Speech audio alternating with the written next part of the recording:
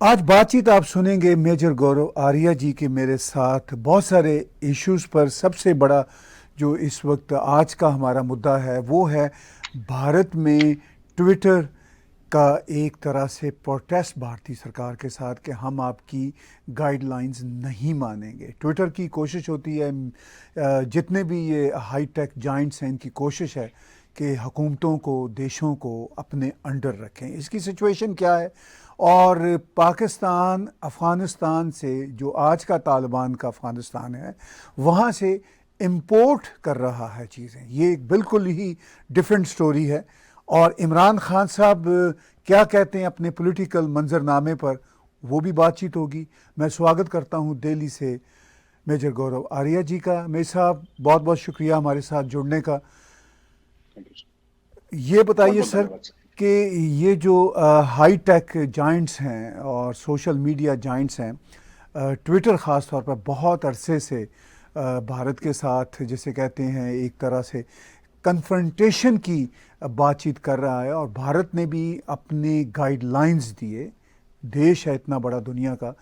क्या आपको लगता है कि एलॉन मस्क के टेक ओवर करने के बावजूद भी ट्विटर की सोच में कोई फ़र्क नहीं आया? सर देखिए, ये सब पूरा मामला झूठ पे मबनी है। मैं आपको दो तीन एग्जांपल देता हूं।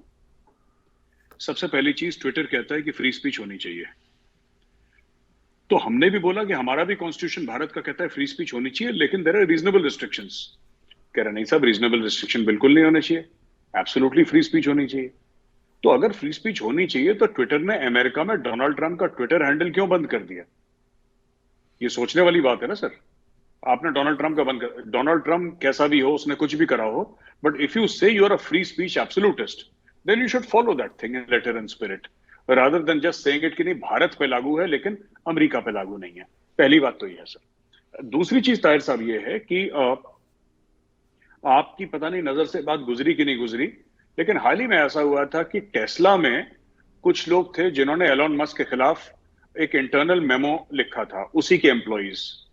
उसमें कुछ सीनियर भी थे, कुछ जिसको कहते हैं कि मिडिल लेवल के मैनेजर्स भी थे। पांच थे जहां तक मुझे याद है।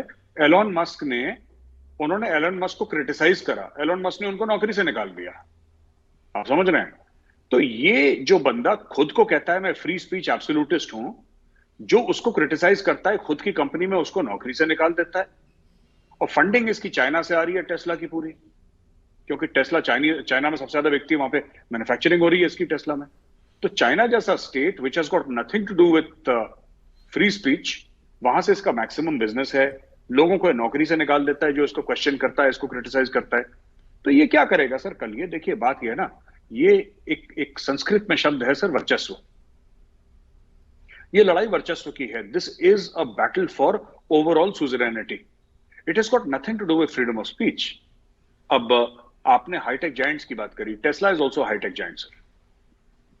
लोग कहते हैं कि टेस्ला की जो सॉफ्टवेयर है वो कमाल की है, हार्डवेयर तो इलेक्ट्रिकल कार्स तो इंडिया में भी बन रही है सर। टाटा बना रहा है, महिंद्रा बना रहा है, 10 लोग और बना रहे हैं इंडिया में। तो ऐसी कोई इलेक्ट्रिकल कार बनाने में तो कोई बड़ी बात नहीं है। लेकिन मैं ये कहना चाह रहा हूं कि टेस्ला ने भारत को भी बोला कि आप हमें परमिशन दीजिए, हम भारत में एक्सपोर्ट करना चाहते हैं गाड़ियां अपनी। तो आप लोग इंपोर्ट करिए, जाहिर सी बात है हम चाइना से करेंगे। भारत ने बोला कि नहीं, देखिए अगर आपको भारत में धंधा करना है तो you have to make in India, आपको भारत में मैन्युफैक्चर करना पड़ेगा टेस्ला। ये उसने बोल दिया नहीं, मैं भारत में मैन्युफैक्चर नहीं करूंगा, मैं तो चाइना में करूंगा मैन्युफैक्चर। तो भारत ने बोला ठीक है, हम आपको यहाँ पे परमिशन नहीं देते फिर अपना प्लांट लगाने के। तो ट्विटर पे गया बड़ा गुस्सा उस्सा होके कि मैं तो आना चाह रहा था लेकिन भारत ने मना कर दिया। तो काफी ऑपोजिशन पार्टीज ने भी बोला कि साहब एलॉन मस्क अगर आ जाएगा तो ऐसा लगेगा कि जैसे आसमान में फरिश्ता आ गया आसमान से, कुछ ऐसा है। तो मोदी सरकार ने साफ तौर से बोल दिया कि साहब वो दरवाजा है, ठीक है, आप अंदर आने से पहले वहीं से बाहर निकल लीजिए, आपका स्वागत नहीं है भारत में। If you come here you will follow Indian rules, otherwise you will not come. I think Twitter will meet a similar fate. ये बहुत पहले से चल रहा है। रविशंकर प्रसाद जी हुआ करते थे उस जमाने में मंत्री। उनके जमाने में काफी हल्ला गुल्ला हुआ था ट्विटर को लेके, अभी दोबारा जोर पकड़ रहा है। एंड इंडियन गवर्नमेंट सिर्फ ये कह रही है कि you have to follow the rules. आप अगर भारत में करते हैं धंधा, भारत से पैसा कमाते हैं, तो आपको भारत का कानून मानना पड़ेगा। इट्स, देखिए ट्विटर में nothing is free sir. Users के लिए फ्री हो सकता है, but Twitter will be making a lot of money through India अरबों डॉलर कमाएगा. Twitter will be perhaps, I think, India will be Twitter's biggest market और second biggest market if I am not mistaken. क्योंकि जितने लोग यहाँ पे Twitter use करते हैं शायद यूएस में करते होंगे और कहीं नहीं करते होंगे, या मुझे नहीं पता क्या है, लेकिन I am sure India will be amongst the top 2 top 3 biggest markets for Twitter. So अपने कस्टमर की तो बात सुननी पड़ेगी ना सर. अपने कस्टमर के साथ मनमर्जी कौन करता है? So Twitter, all this drama sir, ये फ्री स्पीच का ड्रामा है. ये सारा का सारा फ्री स्पीच का ड्रामा है कि हम ये नहीं करने देंगे, ऐसा नहीं करने देंगे, कि हम ये स्टेप, ये सब झूठ है सर. ये गलत बातें हैं. ये सब वर्चस्व की लड़ाई है. This is a battle for power and they are trying to corner the Indian government which will not get cornered. ये ट्विटर को प्रॉब्लम हो जानी है कल सर. जी भाई साहब, आपने एलन मस्क के हवाले से टेस्ला के कॉन्टेक्स्ट में जो बातें बताई वो अपनी जगह इंपॉर्टेंट है, मगर ऑन द अदर हैंड हम देखते हैं कि एलन मस्क इंडियन टैलेंट को ऑलवेज ट्विटर पे अप्रिशिएट करते हैं. दूसरा ये है कि ट्विटर अभी उन्होंने रिसेंटली बाय किया है. जो पॉलिसीज़ हैं जैसे डोनाल्ड ट्रंप को बैन करना और बहुत सारे जो फ्री स्पीच के दावे करना है वो पुराने चले आ रहे हैं, मगर हमने देखा कि कोविड के बारे में थोड़ी सी डिफरेंट ओपिनियन देंगे तो ट्विटर आपको बैन कर देगा. अगर आप यूक्रेन रशिया के सिलसिला में थोड़ी सी मुख्तलिफ बात करेंगे तो आपकी शामत आ जाएगी. तो मैं ये कहना चाहता हूँ कि भारत में सो कॉल्ड जो कोट अनकोट फ्रीडम और सिविल लिबर्टीज़ के ग्रुप्स हैं जो भारत में कहते हैं जी फ्री स्पीच होनी चाहिए, हालांकि भारत से ज़्यादा फ्री स्पीच हमें दुनिया में कहीं नज़र नहीं आती, लेकिन उनकी अपनी बैटल है ख़ास तौर पर बीजेपी की सरकार के साथ, उनके नैरेटिव के साथ, और शायद उस पर एलन मस्क का भी कंट्रोल ना हो. जो भारत के नुमाइंदे हैं ट्विटर के वो जुड़े हुए हैं भारत के जो एक्सट्रीम लेफ्ट के ग्रुप्स हैं उनके साथ, उनके अपने वेस्टेड इंटरेस्ट हैं. तो क्या आप ये एंगल भी देखते हैं सारे डिबेट में? सर ऐसा है ना कि 1 महीने से सड़कों पे लोग नाच के कह रहे हैं सर तन से जुदा. और कितनी फ्रीडम ऑफ स्पीच चाहिए सर? मतलब यहाँ पे मर्डर थ्रेट की फ्रीडम ऑफ स्पीच है और कितनी फ्रीडम ऑफ स्पीच है? मतलब क्या कर दें सर? गला ही कटवा दें क्या फ्रीडम ऑफ स्पीच के चलते? अब इससे ज्यादा फ्रीडम ऑफ स्पीच तो हो नहीं सकती. दूसरी चीज ये है कि ये जो लेफ्ट वाले हैं ना, मैं आपको बताता हूँ, they have been kicked out of power everywhere. सिर्फ एक आधा स्टेट में है ये इंडिया में. एंड दे मस्ट रियलाइज कि इंडियंस इनको क्यों पसंद नहीं करते, दुनिया इनको क्यों पसंद नहीं करती सर. ये कहते हैं चाइनीज आ कम्युनिस्ट. मैं तो चाइना जा चुका हूं, मुझे तो कम्युनिज्म का कुछ नहीं मिला चाइना में. ठीक है, China is more capitalist than the American, right. North Korea is a completely psychotic state, वो भी कम्युनिस्ट नहीं है सर. क्यूबा का अलग मामला, वो हेरिडिटरी है, अपने छोटे भाई को पकड़ा दिया कैस्ट्रो ने. तो ये सब जो चीजें हैं सर, ये हमें मानना पड़ेगा. Communism as an experiment has totally failed. एक तो ये चीज है. दूसरी चीज जो हमें समझनी पड़ेगी सर कि what the communists want is authority without responsibility. इनको हक पूरा चाहिए, इनको फर्ज नहीं निभाना सर. इनको ताकत पूरी चाहिए, इनको जिम्मेदारी नहीं चाहिए. ठीक है, ये लोग एट द साइडलाइंस इतने रहे हैं कि इनको साइडलाइंस की आदत पड़ गई है. अब हर बात में सवेरे उठ के ट्विटर पे आके तनकीद करनी है कि ये गलत है, ये सही है, ये गलत है, ये सही है.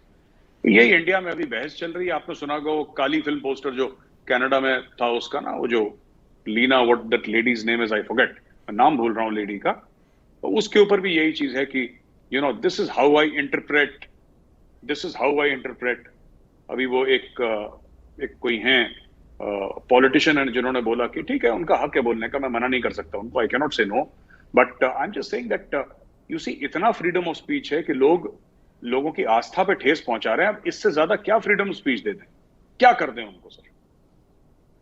आपने कहा कि फ्रीडम ऑफ स्पीच ये है कि खुलेआम भारत में नारे लग रहे हैं सर तन से जुदा. में सब ये सिर्फ फ्रीडम ऑफ स्पीच ही नहीं रहा, अनफॉर्चुनेटली ये एक्शन में भी वहाँ पे ट्रांसलेट होता हमें नज़र आ रहा है.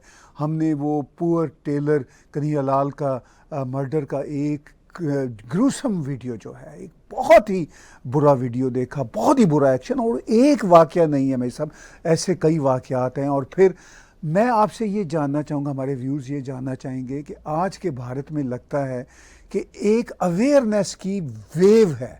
लोग अब ये सोचने पे मजबूर हैं कि आफ्टर ऑल सो कॉल्ड जाली सेकुलरिज्म के नाम पे और जाली जो वहाँ पे नारे हैं उनके नाम पे कब तक majority of the Indians hijack रहेंगे.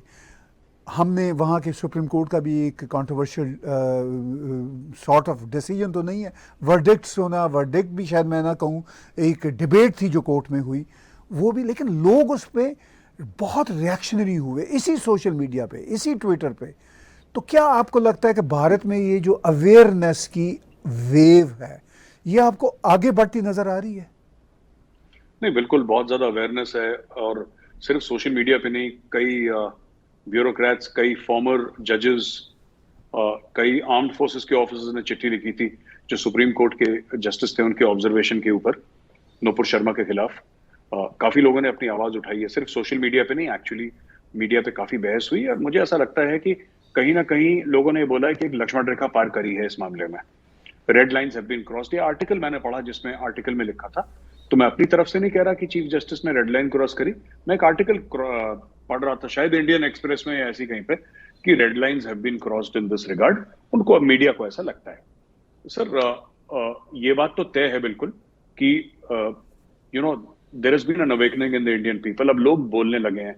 एक जमाने में बोलते नहीं थे, कुछ भी होता था ना लोग चुप रहते थे कि अच्छा ठीक है चलो हो गया कोई बात नहीं, अरे इतनी इतनी लोग हैं, 80 करोड़ 90 करोड़ की जनता, उस जमाने की बात कर रहा हूं जब 80-90 करोड़ होती थी, अरे 80-90 करोड़ में ऐसे 2-3 चीजें होती रहती हैं, फॉरगेट अबाउट इट। अब लोग माफ करने को तैयार नहीं, और अब लोगों में एक भावना पैदा हुई है ताहिर साहब की, जो सेक्युलरिज्म का बोझ है वो सबको बराबर उठाना पड़ेगा। सिर्फ एक प्रकार के लोग या एक कम्युनिटी पूरा का पूरा सेक्युलरिज्म का बोझ नहीं उठा सकती। ये लोग कहते हैं, ये मैंने स्टेटमेंट सुने हैं सड़क पे, इंटेलेक्चुअल से सुने हैं, मैंने सब में सुने हैं कि only one community that is the Hindus can not be force to say that you be secular और बाकी कोई सेक्युलर नहीं रहेगा। अगर फ्रीडम ऑफ स्पीच है इंडिया में फिर सबके लिए होनी चाहिए, ठीक है। आप अगर रहमानी जो हैं, राइट, रहमानी अगर देवी देवताओं को गाली देते हैं तो जवाब आएगा। तो हम तो ये चाहते हैं कि कोई भी गाली ना दे किसी को, सब लोग इज्जत से रहें, राइट। जो मुस्लिम्स हैं वो प्रभु श्री राम की इज्जत करें, महादेव की इज्जत करें, उनको मान सम्मान दें, हम हजरत मोहम्मद साहब को मान सम्मान दें, इज्जत दें, और ऐसे ही देश आगे चलेगा। अगर एक दूसरे के गिरेबान पे हाथ रहेगा तो किस तरीके से चलेगा सब? How is it possible? तो ये तो नहीं हो सकता। तो इसीलिए तो कुछ लोगों ने बड़ी सेंसिबल बातें करी हैं, बट एक इसमें जो सबसे बड़ा जो बच गया बंदा निकल के, वो रहमानी बच गया। Rahmani was the one who pushed Nupur Sharma, उसने पुश करा, उसने इंस्टिगेट करा, और रहमानी चुपचाप साफ निकल गया, चुपचाप बैठा है अपने घर में आराम से चाय पी रहा होगा इस वक्त, और रहमानी बच गया इस मामले में।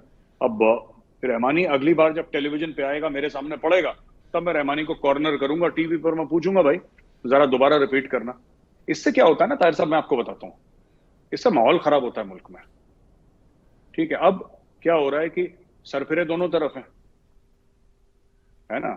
ऐसी बात तो नहीं कि सिर्फ मुसलमानों में सरफिरे हैं, हिंदुओं में भी सरफिरे हैं। फिर ये मुल्क कहां चला जाएगा अगर हम दोनों एक दूसरे के गर्दनों पे हाथ रखेंगे? तो वेयर विल दिस गो? तो ये नहीं होना चाहिए, मेरे हिसाब से गलत चीज है। जी देखिए, प्राइम मिनिस्टर नरेंद्र मोदी के बारे में वेस्ट में बहुत नेगेटिव प्रोपेगेंडा है।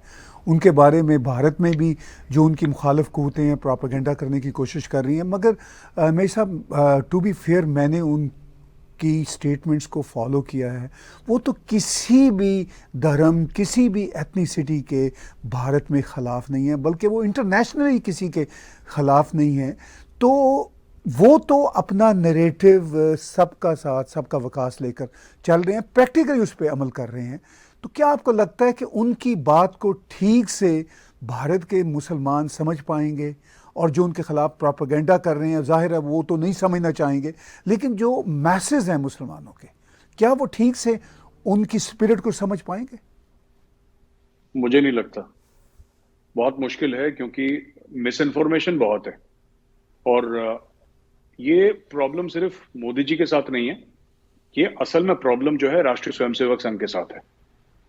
The problem with the RSS is, मैं आपको बताता हूँ आरएसएस के साथ सबसे बड़ी प्रॉब्लम, मैंने फीडबैक भी दिया था, बट मैं तो बहुत छोटा आदमी हूं, ऊपर तक पहुंचा नहीं पहुंचा मुझे नहीं पता।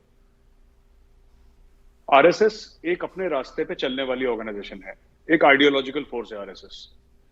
आप आरएसएस को कुछ बोलेंगे, गाली देंगे, पत्थर फेंक, आरएसएस कभी जवाब नहीं देती। आरएसएस जैसे हाथी चलता है एक रास्ते पे, आरएसएस चलती रहती है। मैं नागपुर गया कितनी बार, मैंने नागपुर आरएसएस वालों से मिला, मैंने बोला यार जो आपके खिलाफ जो गलत बातें हैं आप उसका खंडन तो करिए, आप मीडिया में आके कुछ उसके खिलाफ तो बोलिए कि साहब ये गलत है। तो आरएसएस वाले यही कहते हैं कि साहब ये देखिए, जो बोलता है उसकी आत्मा जानती है वो सही बोल रहा है, वो उनका वो। और मोदी जी भी आरएसएस हैं, ये तो सब संघ वाले हैं ना जो गवर्नमेंट में, all of them are from RSS. अब इशू ये है कि आरएसएस वाले कभी जवाब नहीं देते, इसीलिए उनके बारे में गलत सलत चीजें बोलते रहते हैं। मोदी जी को कितनों लोगों ने बोला, खुद इंडिया के कितने जर्नलिस्ट ने बोला कि मोदी जी ने गोदरा करवाया, मुसलमानों को मरवाया, इतनी चीज। सुप्रीम कोर्ट ने यह बोला कि मोदी जी का कोई लेना देना नहीं था, सुप्रीम कोर्ट ने बरी कर दिया उस जमाने में, राइट। उस जमाने में मोदी जी को बरी कर दिया जब मोदी जी प्राइम मिनिस्टर थे भी नहीं, ठीक है ना। और उस वक्त बरी करा जब ताहिर साहब कांग्रेस का राज था भारत में, when Congress was ruling India. BJP उस समय रूल नहीं कर रही थी, कांग्रेस रूल कर रही थी, ठीक है। Non BJP parties were, UPA was in power at that time. तो सुप्रीम कोर्ट ने, वैसे भी सुप्रीम कोर्ट हमारी इट्स इंडिपेंडेंट, तो उनका पार्टी या गवर्नमेंट से तो कोई लेना देना है नहीं, तो सुप्रीम कोर्ट ने। लेकिन फिर भी उसके बाद बोलते रहे मोदी जी को ना ये लोग कि ये खूनी है, गोदरा का कातिल है, इसके हाथ खून से रंगे हुए हैं, ये सब बोलते रहे। मोदी जी ने आज तक जवाब ही नहीं दिया। ये जो जवाब ना देना, आपके ऊपर लोग कीचड़ उछाल रहे हैं, आपके बारे में झूठ बोल रहे हैं,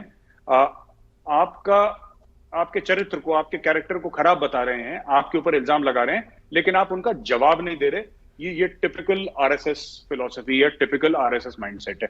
वो कभी जवाब नहीं देंगे, आप मोदी जी के मुंह पे कुछ बोल दीजिए, जवाब नहीं देंगे कभी। दे आरएसएस पीपल डोंट रिस्पॉन्ड। ये अब है, पता नहीं क्यों है। मैं 50 बार मैंने समझा दिया जाके कि भाई लोग उल्टा सीधा बोलते हैं, कहते हैं वो उनका दिल जाने, जो उन्होंने बोला है उनको पता है वो सही बोल रहे हैं गलत बोल रहे हैं। We don't want to get into this कि हम तू मैं में नहीं पढ़ते। वो अपने शाखाओं में अपना काम कर रहे हैं, सोशल वर्क कर रहे हैं, वो लगे पड़े हैं अपने काम करने में, वो इन सब चीजों में पढ़ते नहीं। तो मुझे लगता है जो इंटरनेशनली आपने बात करी ना कि मोदी जी के खिलाफ काफी लोगों ने मुहिम चलाई है, ये सब, जबकि वो इंटरनेशनली भला करना चाहते कि अफगानिस्तान की मदद कर रहे हैं। अफगानिस्तान जो कंट्री है 99.9% तो मुस्लिम है, वहां पे मुस्लिम है, ठीक है। और अफगानिस्तान का कोई, ताहिर साहब, कोई डिप्लोमेटिक वेट भी नहीं है। डिप्लोमेटिक वेट क्या है अफगानिस्तान का? जीरो है। कौन पूछ रहा है अफगानिस्तान को? उनकी सरकार भी अभी रिकॉग्नाइज नहीं हुई। अगर मोदी जी मुसलमानों से इतनी नफरत करते तो क्यों इतना गेहूं, हजारों टन गेहूं, गंदम पहुंचाते वहां पे, दवाइयां पहुंचाते, राइट। लेकिन अभी बोल दिया है कि नफरत करते हैं तो नफरत करते हैं। अब इसके ये चल रहा है मामला, अब लोग बोलते रहेंगे, और जितना आप झूठ को बोलेंगे उतना सच होता रहेगा। झूठ सच बन जाता है ना, it start sounding like the truth. ये this is RSS mindset, not to respond. ये और मैं 50 बार ऑन रिकॉर्ड आपकी शो पे बोल रहा हूं ताहिर साहब, 50 बार बोल चुका हूं आरएसएस वालों को, यार जवाब दे दो। वो क्या, मेजर साहब वी आर नॉट इंटरेस्टेड, हमारा ये काम है, we want to work for national development. हम राष्ट्र के निर्माण की बात करेंगे, एजुकेशन की बात करेंगे, जो वनवासी जो हैं ट्राइबल्स हैं उनके कल्याण की बात करेंगे, हमें स्कूल चलाने हैं, हमें ये सोशल वर्क करना है, रिलीफ वर्क करना है, मिसकम। कोई हमें गाली देता है, देता रहे, उसकी मर्जी, हमें कोई इंटरेस्ट नहीं है, हमें अपना काम करना है। तो ये जो आपका, इसका कहीं ना कहीं इसमें ये भी है, ये जो नैरेटिव बन गया है मोदी जी के खिलाफ, क्योंकि इसका कभी जवाब नहीं दिया मोदी जी ने, आज तक उन्होंने नहीं बोला। कभी किसी ने पूछ लिया होगा इंटरव्यू में तो जवाब दे दिया, otherwise there is been no sustained campaign on part of prime minister Narendra Modi to say that यार ऐसा नहीं है। वो they don't bother, actually RSS वाले करते नहीं है ये सब। मैं आपसे एग्री करता हूँ, आप ही की तरह मेरे भी आरएसएस में बहुत मित्र हैं, और आरएसएस की मेरे दिल में बहुत इज़्ज़त भी है। वो अपने काम से काम रखते हैं लेकिन नैरेटिव में नहीं पढ़ते। लेकिन बहरहाल मैं उनसे हमेशा कहता हूँ, शायद आप भी कहते हैं कि थोड़ी बहुत आपको नैरेटिव में भी आना होगा। मेरे सब, अब हम पाकिस्तान की तरफ चलते हैं। इमरान खान साहब नैरेटिव के बहुत पक्के हैं। वो एक हमारे अंकल का शेर है ज़फ़र इकबाल का कि झूठ बोला है तो कायम भी रहो उस पर ज़फ़र, आदमी को साहिब किरदार होना चाहिए। तो वो अपने झूठ पे कायम रहते हैं, फिर यू टर्न भी ले लेते हैं। अभी उन्होंने रिसेंटली कहा कि भाई मेरी जान को बहुत ख़तरा है और मैं चुप हूँ, अगर मैंने बोला तो फिर बहुत ही एक्सपोज होगा। उनकी बेगम का भी एक एलिजिडली ऑडियो टेप आया, वो खुद भी कह रहे हैं कि मेरा भी शायद आने वाला है। फिर वो कहते हैं मैंने भी एक रिकॉर्ड करके रखा हुआ है जो मैं सच बोलूँगा। तो अब वो मज़ीद क्या सच बोलेंगे? जो कुछ कहना था वो तो कह चुके हैं। पाकिस्तान पे आपकी गहरी नज़र है मेरे साहब, कैसे देखते हैं इमरान खान के नए यू टर्न और स्टेटमेंट्स?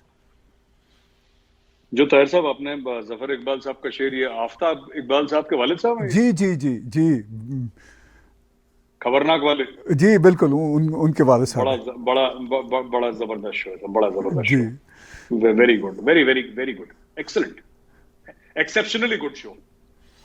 खैर, सब ऐसा देखिए, इमरान खान का ये है ना कि किश्तों में बात बताते हैं। इमरान खान साहब जो है किश्तों में बात करते हैं। सबसे पहले उनकी पहली किश्त ये थी कि कागज हिलाया रैली में और बोला कि साहब ये साजिश है। किश्त नंबर 2 थी कि ये अमेरिका ने नहीं लिखा, ये तो हमारे बंदे ने हम ही को कागज लिख दिया है। ठीक है। तीसरी उनकी किश्त थी कि भाई सरकार मेरी गिर गई है, किसी और की साजिश है इसमें, अमेरिका बहादुर ने, डोनाल्ड लू ने साजिश करी है। अभी मैं पाकिस्तानी न्यूज़पेपर पढ़ रहा हूं तो ये भी र्यूमर वहां पे फैल रहा है कि इन्होंने माफी मांग ली। आपको याद होगा इन्होंने माफी मांग ली। अब मुझे नहीं पता, ये इसकी रिकॉर्डिंग, हर रोज रिकॉर्डिंग की बारिश हो रही है। ताहिर साहब, मैं पाकिस्तान पे इतनी गहरी नजर रखता हूं, मैं रोज 2 अखबार रोज पढ़ता हूं, डॉन और Geo News. I read every single day. मैं टाइम्स ऑफ इंडिया, हिंदुस्तान टाइम्स ना पढ़ूं, मैं पाकिस्तान के अखबार पढ़ता हूं। और ये कितनी रिकॉर्डिंग निकली है मैं भूल गया, पता नहीं किस किस की रिकॉर्डिंग है, बारिश की तरह हो रही है रिकॉर्डिंग, इसकी रिकॉर्डिंग। बट मैं एक बात बोलता हूं खान साहब से ना कि देखिए,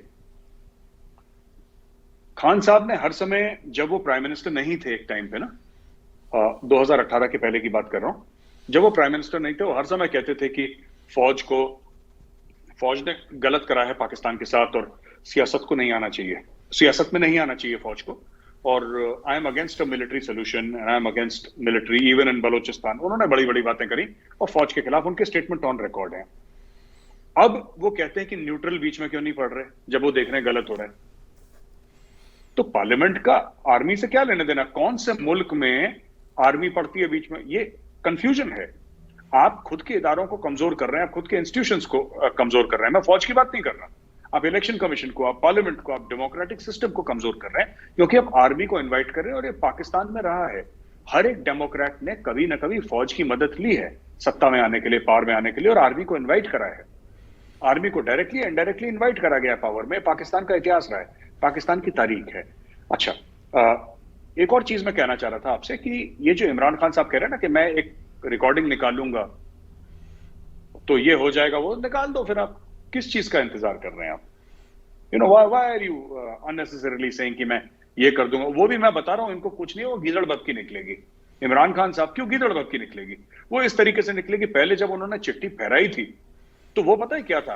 ये धमकी की चिट्ठी है। उन्होंने इस तरीके से अपने लोगों को बताया, पीटीआई के जो कारकुन थे उनको उस तरीके से बताया ताहिर साहब कि जैसे कि जो बाइडेन ने पर्सनली इमरान खान को बोला है कि तुमने एब्सोल्युटली नॉट बोला है, अब देखना तुम्हारी कुर्सी गई, नीचे लिखा है योर सिंसियरली जो बाइडेन। उन्होंने ऐसे बताया कि डायरेक्टली अमेरिका बहादुर से ही चिट्ठी आ गई उनके पास। वो बाद में पता लगा कि पाकिस्तान के एम्बेसडर ने एक साइफर भेजा था उनको, कि जहां पे उसने कुछ बातें सुनी अपने सामने और उसने बताया कि मेरा एनालिसिस ये है, मैंने ये सुना। उसके ऊपर इतना बड़ा बखेड़ा खड़ा कर दिया। आई एम श्योर ये जो रिकॉर्डिंग है ना, ये ताहिर साहब ये भी वही है। मुझे लगता है इसमें होगी, मैं मना नहीं कर रहा, खान साहब के पास जरूर वॉइस रिकॉर्डिंग होगी, लेकिन fact of the matter is इसमें 2 बातें सामने आती हैं। एक तो ये कि जब ये सच निकलेगी ना तो डाइल्यूटेड होगी। ठीक है, ये बड़ी डाइल्यूटेड होगी। और आप सोचिए, क्या हिंदुस्तान में पॉलिटिकल पार्टीज के बीच में इख्तलाफात नहीं होते? क्या इदारों के बीच में लड़ाइयां नहीं होती? बिल्कुल होती हैं। हमारे यहां भी जबरदस्त लड़ाइयां होती हैं। कांग्रेस और बीजेपी तो उनके झगड़े ऐसे होते हैं कि दे आर आइकॉनिक, लेजेंडरी झगड़े होते हैं इनके, और आज से नहीं 20-50 साल से होते आ रहे हैं। लेकिन पाकिस्तान में क्या है कि लोग एक दूसरे की, मतलब यहां पे कोई किसी का भरोसा नहीं करता। जिसने फोन करा फट से उसने रिकॉर्डिंग कर ली, उसने रिकॉर्डिंग लीक कर दी। किसी ने फोन करा, वो मलिक रियाज ने इसकी रिकॉर्डिंग कर दी, जरदारी ने उसकी रिकॉर्डिंग कर दी, किसी ने बुशरा बीबी की रिकॉर्डिंग कर दी। मतलब पूरा मुल्क एक दूसरे की रिकॉर्डिंग कर रहा है। There is no trust, nobody. मैं कह रहा हूं पीटीआई के अंदर एक दूसरे की रिकॉर्डिंग कर रहे होंगे। मैं आपको और बता रहा हूं, पता लगा शहबाज गिल ने इमरान खान की रिकॉर्डिंग करी। जिस दिन इमरान खान ने मेरी बात नहीं मानी उस दिन इमरान खान की रिकॉर्डिंग मैं छोड़ दूंगा। ठीक है, फिर किसी ने, मैं बता रहा हूं जहांगीर तरीन के पास होंगे 3-4 रिकॉर्डिंग, आप चेक करवाएं उसका। ये सबके पास एक दूसरे की रिकॉर्डिंग है। और ऐसे कैसे माशरा चल सकता है ताहिर साहब, आप बताइए ना। How can a nation survive like this where everybody is suspicious of everybody else? सबको ना एक दूसरे पे शक है, सब साजिश वाला माहौल है। अमेरिका बहादुर ने जो करी साजिश, वो करी नहीं करी बात की बात है, ये आपस में जरूर कर रहे हैं रोज। तो आपने कहा कि इस तरह कैसे मुआशरे चल सकते हैं कि एक दूसरे को ही आप सीक्रेट तरीके से रिकॉर्ड करते रहें, रिकॉर्ड करवाते रहें और एक दूसरे को एक तरह से थ्रेट या हरास या ब्लैकमेल करते रहें। लेकिन मेरे साहब, जब किसी मुआशरे में जैसा कि पाकिस्तान में ऐसा होता है, वहाँ पे फिर इन थ्रेट्स की भी कोई अहमियत नहीं रहती। लोग कहते हैं कि हु केयर्स, ऐसा भी आपको दिखता है? हो सकता है, हो सकता है ताहिर साहब, आप ठीक कह रहे हो कि ऐसा लगता है, क्योंकि इतनी बेहस हो जाता है ना इंसान फिर, जब इंसान को लगता है ये तो होना ही है, ये तो चल ही रहा है फिर। अब बात यह है कि बाप बेटे से बात करे तो पता लगा बेटा रिकॉर्ड कर रहा है, चाचा भतीजे से बात करे पता लगा भतीजा रिकॉर्ड कर रहा है, चाचा भी रिकॉर्ड कर रहा है वहां पे, तो सब सबका रिकॉर्ड कर रहे हैं। दिस, देखिए मैं बता रहा हूं, दिस ऑल्सो, मुझे कहना नहीं चाहिए, थोड़ी सी तल्ख बात है, थोड़ी सी सख्त बात है, करना ठीक नहीं है, लेकिन कह देते हैं, सच बोलना चाहिए। डॉक्टर साहब, ऐसा है कि कहीं ना कहीं हमें लगता है कि जो पूरे माशरे का एक इखलाक का जो स्टैंडर्ड है ना, है ना, अब एक कहते हैं सादिक और अमीन, ये कैसा सादिक और अमीन है जो एक दूसरे के फोन, मतलब there is no trust left any more. आपने किसी को कॉल करा है, आपने भरोसे से उसको कॉल करा है, this is privacy between two individuals, फिर लोग कहते हैं हम सादिक और अमीन है। ऐसा कैसे हो सकता है? आप किसी ने आपको फोन, मैं कह रहा हूं धमकी देने के लिए कौन करा? हम लोग इंडियन आर्मी में एक चीज कहते हैं सर, बड़ी फेमस है इंडियन आर्मी में, कि दुश्मनी में भी शराफत होनी चाहिए, है ना, ये एक मानना है कि दुश्मनी में भी शराफत होनी चाहिए। पाकिस्तान में दुश्मनी में शराफत नहीं रह गई। There is no, this thing, grace, there is no dignity, there is no gentlemanly behaviour in enmity. मतलब दुश्मन है तो दुश्मन है, फिर उसके बच्चे, उसकी बीवी, उसके माँ बाप, they are also fair game, उनको भी आप टारगेट कर सकते हैं उनके। अब देखिए आयाज अमीर साहब, मैं आपको बताता हूं सर, आयज अमीर साहब को टारगेट कर दिया, मुझे बड़ा खराब लगा। जब मैं मीडिया में तो सर 2016 में आया, लेकिन मीडिया में आने से 8-10 साल पहले, मीडिया में आने से 10-12 साल पहले मैंने आयज अमीर साहब को ईमेल लिखी थी, मैंने ईमेल लिखी थी आयज अमीर साहब को, and he was very gracious and very graceful in his reply. मैंने बोला I am an Indian army officer, फिर उन्होंने भी शेयर करा कि मैं 1965 वॉर में मैं भारत के खिलाफ लड़ा था, मैं पाकिस्तानी आर्मी का ऑफिसर हूं, मैं आर्टिलरी का हूं, कोर ऑफ आर्टिलरी का। फिर मैंने मजाक भी करा उनके साथ, जबकि मुझसे बहुत सीरियस हैं। जब उन्होंने सर्विस करी थी मैं पैदा भी नहीं हुआ था, वो इतने सीनियर है मुझसे। फिर मैंने बोला कि सर आर्टिलरी वाले तो ये तोप खाने वाले जो होते हैं, ये तो बहरे होते हैं, उनके मतलब उनके ना, उनके कान खराब होते हैं, बारूद फटता रहता है उनके कान के बगल में। So he also replied in a very gentlemanly and sporting manner. Chakwal के रहने वाले, उन्होंने इन्वाइट करा मुझे चकवाल, बहुत पहले की बात है, उन्होंने बोला कि कभी आप आइएगा चकवाल, हमारे पास आइएगा। तो ऐसे लोगों के साथ मारपीट करना, ये मुझे नहीं लगता वेयर दिस इज गोइंग। अब जैसे वो इमरान रियाज खान है ना, जो जिसको जेल में डाल दिया, और मैं पसंद नहीं करता उस बंदे को ना, उसने गलत तो करा है, लेकिन उसने वो गलत नहीं करा कि आप उसको जेल में डाल दें। उसने गलत ये करा कि उसने अपनी पत्रकारिता जो है, उसकी जर्नलिज्म है, अपनी जर्नलिज्म के साथ धोखा करा उसने। उसका काम था कि सच में न्यूट्रल रहता और दोनों तरफ का। वो इमरान खान का भक्त बन के चला गया, इमरान खान के साथ, इमरान खान के जलसों में चला गया एज अ, वो इमरान खान का इतना मुरीद हो गया कि वो भूल गया कि उसका फर्ज था जर्नलिज्म करना। लेकिन फिर भी उसने कानून नहीं तोड़ा, उसने कानून नहीं तोड़ा, उसने अपने प्रोफेशन के साथ धोखा जरूर करा है, लेकिन वो गैर कानूनी चीज नहीं करी। उसको जेल में नहीं डालना चाहिए था, ये गलत है। और मैं उसका कोई बहुत बड़ा मुरीद नहीं हूं, कोई बहुत बड़ा फैन नहीं हूं उसका, मैं, इख्तलाफ है मेरे, लेकिन I don't think he should have been put in jail. ये गलत था उनको जेल में डालना। तो ये सब चल रहा है पाकिस्तान में कि सबका हाथ एक दूसरे की जेब में, एक हाथ जेब में सर, एक छुरा लेके दूसरे की गर्दन में, तो ये चल रहा है वहां पर। देखिए, इस सारी सूरत हाल पे मुझे एक और शायर जलील आली साहब का एक शेर याद आ रहा है। आई होप कि मैं ठीक से पढ़ रहा हूँ। एक दूसरे से बच के निकलना मुहाल था, एक दूसरे को रौंद के जाना पड़ा हमें। तो जी, ये है जी, बहुत सिचुएशन खूब। वहाँ जी, पे कि एक दूसरे से बच जी, के निकलना मुहाल है और एक दूसरे को रौंद के जा रहे हैं।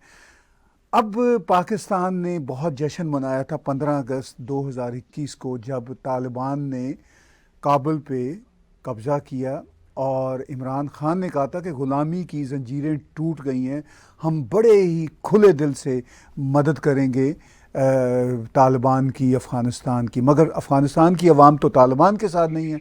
और फिर हमने देखा कि तालिबान ने पाकिस्तान को ही कहना शुरू कर दिया कि भाई ये जो डिविडेंड लाइन है ये तो हम मानते ही नहीं है, और आप भी हमारे साथ बुरा सलूक कर रहे हैं। फिर टीटीपी के साथ पाकिस्तान के जो मुज़ाकरात हो रहे हैं वो बहुत ही मुश्किल पाकिस्तान के लिए सिचुएशन है, उसमें भी तालिबान उस तरह सपोर्ट नहीं कर पा रहे क्योंकि उनके लिए भी पॉसिबल नहीं है।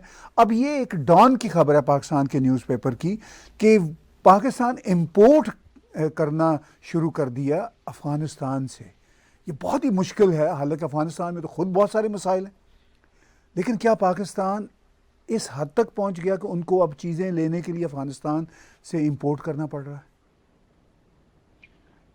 ये एक्चुअली जो पाकिस्तानी आर्मी का जो किरदार रहा है 70-75 साल से, ये अपने ही लोगों के दमन से शुरू हुआ है। मैं आपको बताता हूं अफगानिस्तान में कैसे। एक पाकिस्तान के मशहूर शायर है, मुझे तो बहुत पसंद है, अफकार अलवी है उनका नाम। तो उनका एक शेर है कि मुर्शिद मेरी फौज क्या लड़ती हरीफ से, मुर्शिद मेरी फौज क्या लड़ती हरीफ से, मुर्शिद मेरी फौज को मुझसे ही फुर्सत नहीं मिली। तो ये उन्होंने जो पाकिस्तानी फौज के बारे में बताया, देखिए दमन की नीति है, अपने लोगों को दबाना। अब हुआ क्या इससे कि this is spread abroad. Pakistan इतना ज्यादा रहा फौज के शिकंजे में, फौजी बूट के नीचे, कि लोगों की जो स्पिरिट है ना वो क्रश हो गई। एक कौम की, जिसको हम कहते हैं उर्दू में कहा जाता है कि जिंदा कौम होती है ना जो, तो सर ये जिंदा कौम की एक स्पिरिट होती है, और हर एक कौम में वो स्पिरिट होनी चाहिए बगावत की। मैं ये नहीं कह रहा हूं बगावत करे, लेकिन ऐसा होना चाहिए कि कोई धक्का दे, सरकार में वो हो, कोई जर्नैल हो, कोई भी, वो धक्का दे तो कौम उसको वापस धक्का दे। आपने अफगानिस्तान की बात करी, पाकिस्तान में सर 4 मिलिट्री डिक्टेटर आए।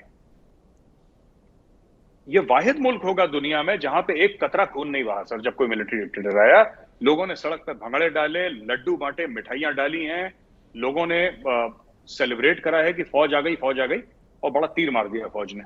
अब अफगानिस्तान जो आप कह रहे हैं कि it has become a net importer, वो क्यों है?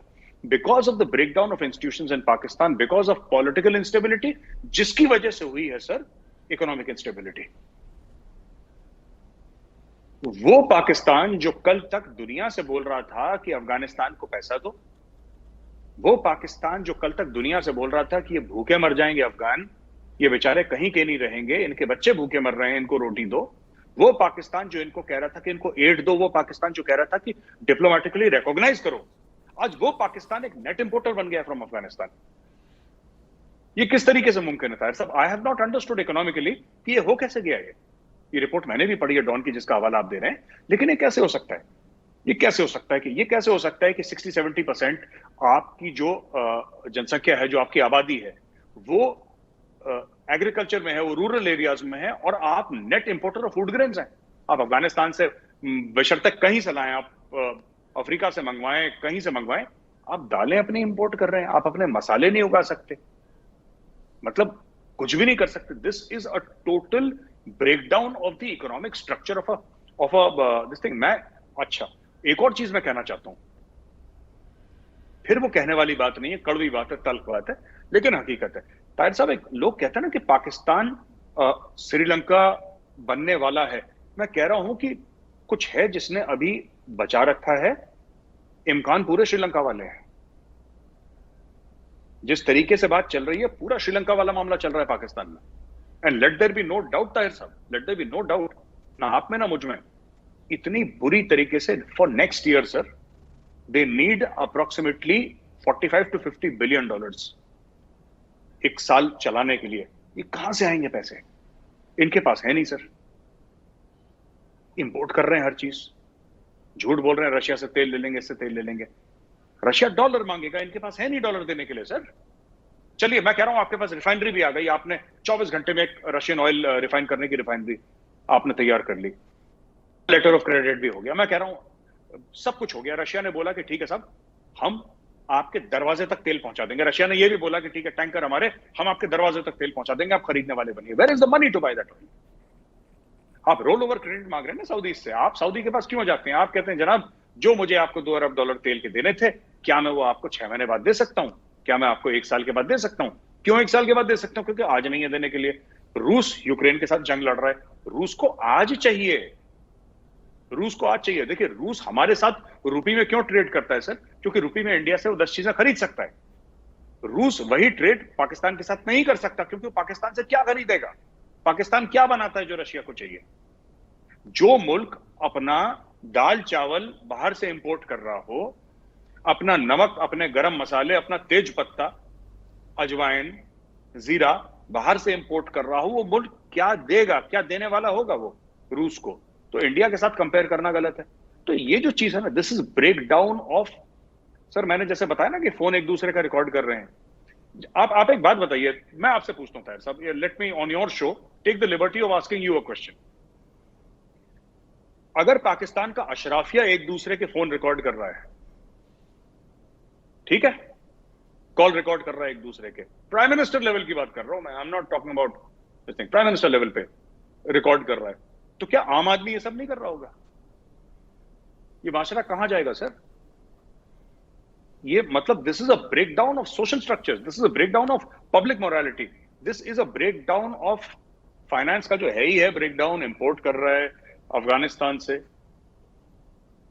70% sir agricultural this thing sir, rural producer agriculture, they are importing food grain. Sir कैसे काम चलेगा आप बताइए ना? या तो हाईली इंडस्ट्रियलाइज मुल्क होता, सिंगापुर है, सिंगापुर की तो मजबूरी है, पानी की बोतल भी मलेशिया से इंपोर्ट करता है, वो सिंगापुर की मजबूरी है। और सिंगापुर सिंगापुर है, they can afford to do it. छोटा मुल्क है, लेकिन देखिए क्या प्रोडक्टिविटी है, गजब की प्रोडक्टिविटी है, फर्स्ट वर्ल्ड कंट्री है। अमेरिकन आते हैं वहां पे सिंगापुर में, आंखें फटी की फटी रह जाती है, ये क्या बना दिया इन लोगों ने, बना दिया उन लोगों ने। बट अब पाकिस्तान में रिवर्स चल रहा है ना, you are importing from Afghanistan, वही अफगानिस्तान जिनको आप 3-4 महीने पहले कह रहे थे कि यार ये तो मर जाएंगे, ये तो डूब जाएंगे, ये तो चले गए, ये तो खत्म हो गए, इनको कोई कुछ दे, ज़काती दे दे, कुछ खा ही लें, उस अफगानिस्तान से इंपोर्ट कर रहे हैं। जी मेरे साहब, आपने मुझसे भी पूछा, मेरे लिए खुशी की बात है, मैं बहुत ही जो है इसका ब्रीफ सा आंसर दूंगा कि अनफॉर्चुनेटली पाकिस्तान में जो डिटोरिएशन का मामला है हर शोबे में, ये कोई आज का नहीं है, ये माइंडसेट से जुड़ा हुआ है, पुराना चला आ रहा है, अब वो ऑलमोस्ट एंड गेम पे आ चुका हुआ है। मैं समझता हूँ कि इसको रोकने का तरीका एक ही है पाकिस्तान की इस्टेब्लिशमेंट और पाकिस्तान की एलीट्स के पास, कि वो होश के नाखुन लें, रियलिस्टिक हो जाएं, और ये जो दुश्मनियाँ पाली हुई हैं ना, मुल्क के अंदर भी मुल्क से बाहर भी, कि साजिश कर दी उसने, इन सारे बातों से बाहर निकलें। ख़ुद जो कमर जावेद बाजवा ने कुछ हफ्ते तो नहीं, एक्चुअली कुछ महीने पहले कहा था कि पाकिस्तान अब जियो इकनॉमिक्स पे खेले, ये अब अमल का वक्त है। जब तक इस पे पाकिस्तान नहीं आएगा ट्रू सेंस में, वो पॉसिबल नहीं है। लेकिन इशू फिर वही सब वही है कि जब एक दूसरे के फ़ोन ही टेप करने हैं, एक दूसरे के गले ही काटने हैं, तो फिर रियलिस्टिक कैसे होंगे? आखिर में मैं आपसे ये जानना चाहता हूँ कि पाकिस्तान का जो इकनॉमिक डिटोरिएशन है, जो हम श्रीलंका से, हम नहीं पूरी दुनिया जोड़ रही है, 1/4 बिलियन ऑलमोस्ट लोगों का देश है, जो 2 से 10 बिलियन डॉलर के लिए मरा जा रहा है। बांग्लादेश जो आज एक सेपरेट कंट्री है, कभी पाकिस्तान का हिस्सा होता था, 80+ बिलियन डॉलर के सरप्लस हैं। भारत के साथ हम कंपेयर करते ही नहीं है ना पाकिस्तान को, वो तो ऐसे ही समझते हैं कि जी हमें तो दुश्मन के साथ कंपेयर कर दिया। चलिए, भारत के तो 600+ बिलियन डॉलर्स के सरप्लस हैं, रफली मैं बता रहा हूँ। तो ये जो IMF और जो फैटफ के साथ इनकी बातचीत चली, फैटफ ने निकाला अभी तक नहीं, बड़ी धूमें इन्होंने मचाई कि जी बस फैटफ मान गया। अब उस सारे मामले के क्रेडिट सब ने लेने की कोशिश की, इमरान खान ने, इस सरकार ने, एस्टैब्लिशमेंट ने, जी कि देखिए फैटफ से निकले फिर भी नहीं। IMF अभी भी पैसे रिलीज़ नहीं कर रहा। इन्फॉर्मेशन ये है कि 15 जुलाई फिर 30 जुलाई तक वो उनका फाइनल आएगा डिसीजन, और फिर वो भी चेंज हो सकता है पाकिस्तान के हालात में। तो ये जो इकोनॉमिक मेल्टडाउन है पूरे का पूरा, ये कभी सुधरता नजर आता है आपको? देखिए, मैं बताता हूं ताहिर साहब, इसमें 2-3 बातें हैं। ये कभी सुधरेगा नहीं पाकिस्तान का, ये आर्टिफिशियली इसको अफलोट रखा है अनफॉर्चुनेटली। जब डिक्टेटर थे तो यहाँ पे जिसको कहते हैं कंटेनर भर के US से डॉलर्स आते थे, क्योंकि US को अफगानिस्तान में इंटरेस्ट था, अफगान जिहाद करवाना था, पहले फर्स्ट अफगान जिहाद फिर सेकंड अफगान जिहाद, सबने बड़े मजे मारे। सिएटो सेंटो के जमाने से कंटेनर आ रहे हैं पाकिस्तान में, तो जब भी लोग ये बोलते हैं ना कि जब डिक्टेटर आते हैं तो इकोनॉमी ठीक हो जाती है, वो इसलिए नहीं कि बहुत बड़े नोबेल प्राइज विनर हैं वो इकोनॉमिक्स में। अमेरिका को सिंगल विंडो मिली, दे दनादन डॉलर फेंके यहां पे, तो अपने आप स्टेबलाइज हो गया, मामला होना ही था। अच्छा, मैं आपको बताता हूं ना, इसमें चक्कर ये है कि एक एटीट्यूड है पाकिस्तानियों का। मैं पाकिस्तानी टेलीविजन रोज देखता हूं, and I spend around 1 or 2 hours every single day. शाम को, दोपहर को, जब भी यूट्यूब पे लगा लिया, 24 न्यूज, 24 HD है, या फिर समा टीवी है, या फिर ARY है, या फिर डॉन न्यूज है, ये सारे मुख्तलिफ चैनल्स में देखता रहता हूं। एक मुझे बात चलती है, ठीक है, ARY is very close to Imran Khan, किसका अलग मामला है, किसी का अलग मामला है, सबका अलग अलग अपना आइडियोलॉजिकल, वो ठीक है, दैट्स ओके। एक मैंने बात देखी है कि अक्रॉस सबको ऐसा लगता है कि IMF हमारे ऊपर जुल्म कर रहा है और ईस्ट इंडिया की सरकार आ गई। अरे भाई, आप मत लो IMF से पैसा। मुझे एक ये बात समझ में नहीं आ रहा। हामिद मीर साहब है ना, बड़ा नाम है जर्नलिज्म में पाकिस्तान में। हामिद मीर साहब एक बार हिलेरी क्लिंटन के सामने चले गए। हिलेरी क्लिंटन जब आई थी पाकिस्तान, तो हामिद मीर साहब ने एक सवाल दाग दिया उन्होंने गोले की तरह, आर्टिलरी के शेल की तरह, कि ये जो आप वो था ना, एक कौन सा बिल था, मैं भूल गया, कैरी लूगर बिल था शायद जी, कैरी लूगर बिल था। कैरी लूगर बिल में तो बहुत ज्यादा शराइत हैं, और ये तो आप पाकिस्तान को दबाने की कोशिश कर रहे हैं। आप कह रहे हैं पैसा तब देंगे जब आप ये करेंगे, डेमोक्रेसी करेंगे, ये करेंगे, और ये पाकिस्तान के सॉवरेनिटी के खिलाफ है। तो हिलेरी क्लिंटन ने सिर्फ एक चीज बोली कि you don't have to take the money. भाई, अगर मैं आपको अपना पैसा दूंगा तो मैं अपनी शर्तों में दूंगा। पाकिस्तान में इवन आवाम का अनफॉर्चुनेटली, क्योंकि देखिए आवाम तो भेड़ बकरी की तरह होती है ना, जो गाइड करना पड़ता है। इन अ प्रिमिटिव सोसाइटी, कोई मुल्क एक लेवल पे पहुंच गया और फिर वहां पे जो आवाम है उसका थिंकिंग हो जाती है अपनी, वो खुद छोटे छोटे लीडर्स उसमें से निकल जाते हैं। तो आवाम, अगर हम भेड़ बकरी से भी ना कंपेयर करें, हम कहें कि आवाम बच्चों की तरह होती है। इनको, व्हेन आई से बच्चा, I don't mean it in a derogatory sense, I mean that they have to be, you know, the government has to behave like a father towards his children. I mean it in a nice social way. इनको ऐसा लगता है कि दूसरे के बटुए पे इनका हक है समहाउ। और मुझे आज तक पाकिस्तानी मीडिया पे मुझे लॉजिक समझ में नहीं आया। IMF कह रही है IMF ने हमें मार दिया। IMF ने मारा नहीं। आपकी आप नहीं अपना गवर्नमेंट चला सकते सही तरीके से, इसलिए IMF आपके लिए आपकी गवर्नमेंट चला रही है। अरे वो वाइसरॉय लगा दिया है, जो स्टेट बैंक ऑफ पाकिस्तान का जो हेड है, वो तो वाइसरॉय जैसा है जैसे ईस्ट इंडिया कंपनी में था या अंग्रेजों के टाइम पे वाइसरॉय था। अरे आप मत लो फिर IMF से पैसा। किसने बोला है आपको? अच्छा, इनको क्या चाहिए मैं बताता हूं ताहिर साहब। हर एक पाकिस्तानी को, मुझे ऐसा लगता है, मैं सबकी बात नहीं कर रहा लेकिन जितना मैं समझता हूं, हर एक पाकिस्तानी को एक चाहिए कि इनको एक ब्लैंक चेक पे साइन करके दे दें और वापस ना देना पड़े पैसे। कोई इनसे सवाल जवाब ना पूछे, कोई शराइत ना हो, कोई शर्तें ना रखी जाएं, कोई कुछ इनसे पूछे ना, कोई अकाउंटेबिलिटी ना हो, कुछ नहीं हो। बस सऊदी अरेबिया हर महीने $2 अरब देते जाए, अमेरिका $2 अरब, UAE $2 अरब, चीन $2 अरब, ये हर महीने का किस्सा चलता रहे। और कोई ये ना बोले कि भाई हमने जो आपको पैसे दिए थे वो भी तो हमारे टैक्स पेयर के पैसे हैं, वो हमारे टैक्स पेयर के पैसे हैं। आप जरा बताएं सर, आपने इस चीज के लिए मांगे थे, फॉर एग्जाम्पल आपने X काम के लिए मांगे, क्या आपने वो काम करा? कैसे आप पूछ रहे हैं हमने वो काम करा कि नहीं करा? आपने तो हमारी खुद मुख्तारी पे उंगली उठा दी है। आप हमें आंखें दिखा रहे हैं, मैली आंखें दिखा रहे हैं, देख लेंगे आपको। अरे मुझे ये बात ही समझ में नहीं आती, this sense of huge sense of entitlement among Pakistanis, कि IMF का जो बटुआ है उस पर हमारा हक है। आप नहीं मैनेज कर पा रहे अपना मुल्क, इसलिए IMF के पास आप गए हैं। आप मैनेज कर लीजिए, लात मार के भगाइए IMF को। किसने बोला है आपको? लात मार के भगाइए सऊदी को, लात मार के भगाइए अमेरिका को। IMF is America only. IMF tax थोड़ा कलेक्ट करता है। देयर आर डोनर कंट्रीज ना, there are donor countries. IMF के सामने कटोरा फैलाना, IMF को पैसा कौन देता है? जो IMF पाकिस्तान को पैसा देगा, वो पैसा आ कहां से रहा है sir?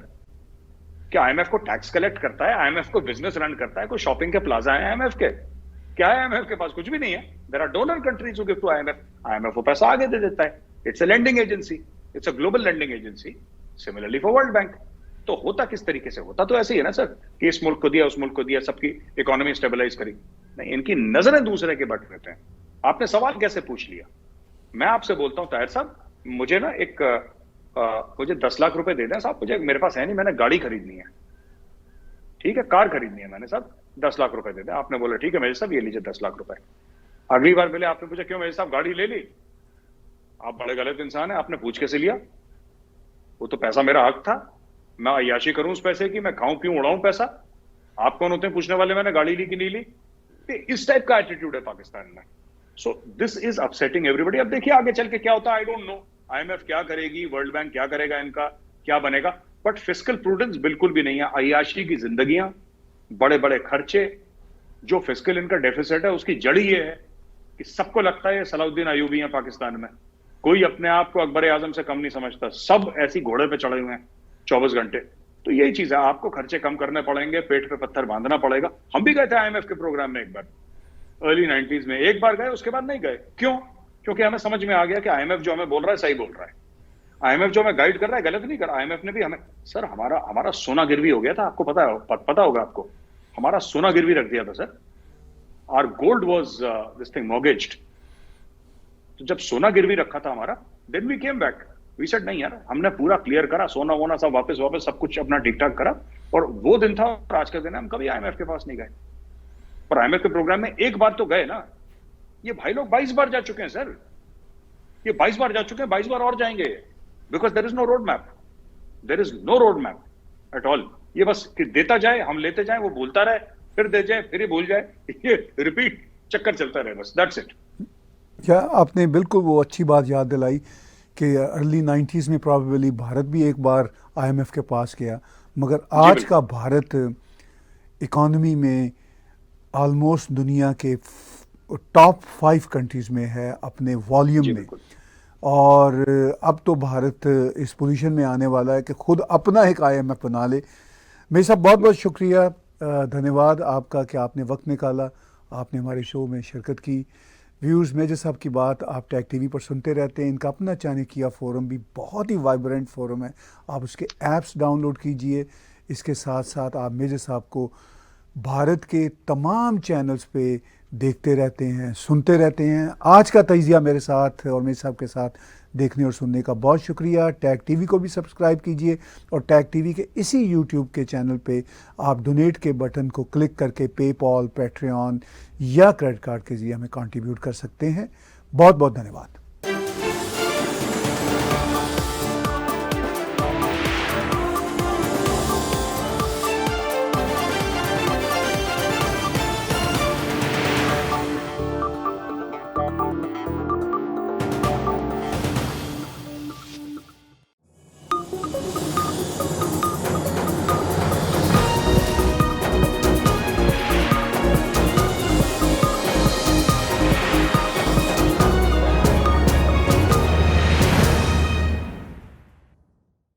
Subscribe Tag TV YouTube channel and press the notification button.